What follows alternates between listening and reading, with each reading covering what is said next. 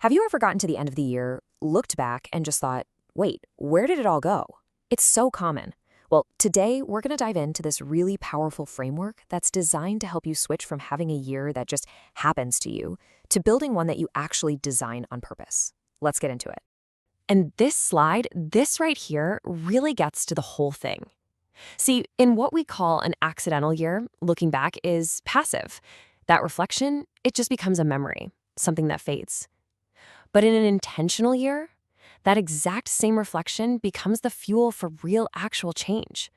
That's the whole game, turning what you've learned into what you do next. So how do we make that happen? Well, that's where the Progress Engine framework comes in. And the philosophy behind it is so simple, but it's profound. You have to audit the past to architect the future. You see, it's not about getting stuck on what's already done. It's about using it as the blueprint for what you're going to build next. All right, so the framework itself is built on this really clear 5-step journey. We're going to start with what's called an honest audit. Then we'll do an 80-20 analysis, extract the lessons from that, decide what to start, keep, and stop, and then the final piece, we lock it in. So let's break down exactly how each of these pieces works. And the whole point here is that this isn't some one-and-done resolution list you forget by February. The goal is to turn your annual reflection into a repeatable system. A system that gives you that crystal clear clarity year after year. Okay, let's jump into the first step, which might just be the most important one. Step 1 is the honest audit. And the key word there is honest. This isn't about looking good on paper or thinking about how you wish things were. No, this is about getting real and establishing your actual baseline. You've got to know where you're truly starting from if you want to map out a better path forward.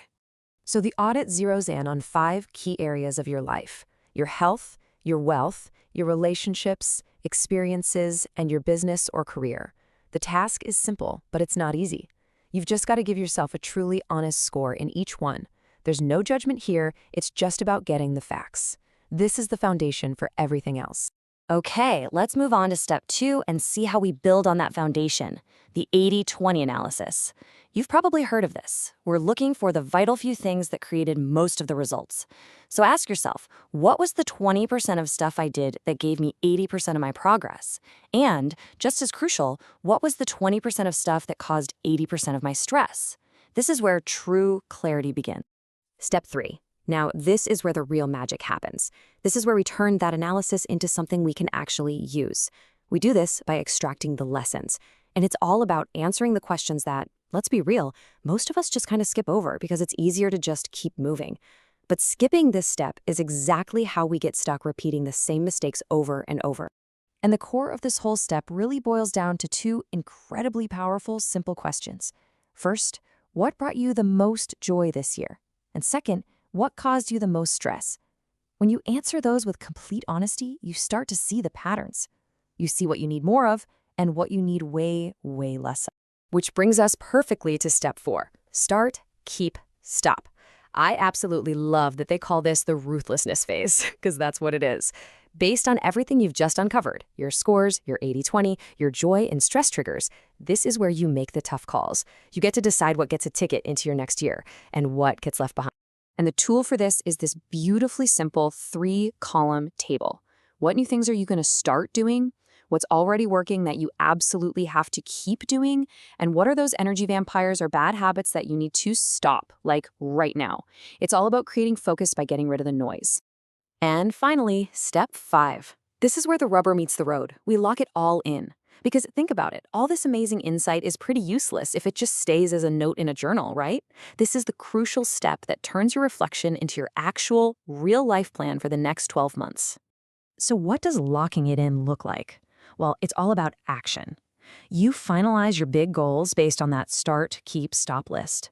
You define your big rocks, the handful of major priorities that will move the needle. And then, and this is the most important part, you put them in your calendar. You make actual commitments. Because if it's not scheduled, it's not real. So that's the 5-step review. And you might be thinking, okay, that's the solid process. But here's what makes this whole system completely different from anything else I've seen. It's what happens after the review is done. It's this unique idea of an AI-driven feedback loop. And this quote just nails the problem with 99% of annual reviews. We've all done it, right? You write down your goals, you feel super motivated for a day or two, and then life just happens. Without some kind of active feedback system, your reflection just fades away into a distant memory. But with something like AI feedback, that reflection gets turned into actual behavior change. Just imagine having a system that looks at your weekly notes and says, "Hey, I've noticed you've mentioned feeling stressed about last-minute projects 3 times this month. How about we create a system for planning your work a week ahead?" It actually closes the loop between having an idea and changing your actions. That is a total game changer. So, when you boil it all down, this AI advantage is designed to help you do 3 things: learn from your experiences way faster, stop repeating the same dumb mistakes, and ultimately build a year that feels truly, deeply intentional. So, as we start to wrap this up, let's just bring it all home. This whole framework, from start to finish, is about becoming the architect of your own future. It's about giving yourself permission to slow down, tell yourself the honest to God truth, and then move forward with a kind of clarity and purpose that's just so rare. And I really think this is the most important thing to take away from all of this. The goal isn't perfection. I mean, come on, that's an impossible standard. And it just leads to burnout. The real goal is intention. It's about knowing that you are the one building your year brick by brick on purpose. So, that really just leaves us with one final powerful question. As you look ahead to your next chapter, with a framework like this in your hands, what will you architect?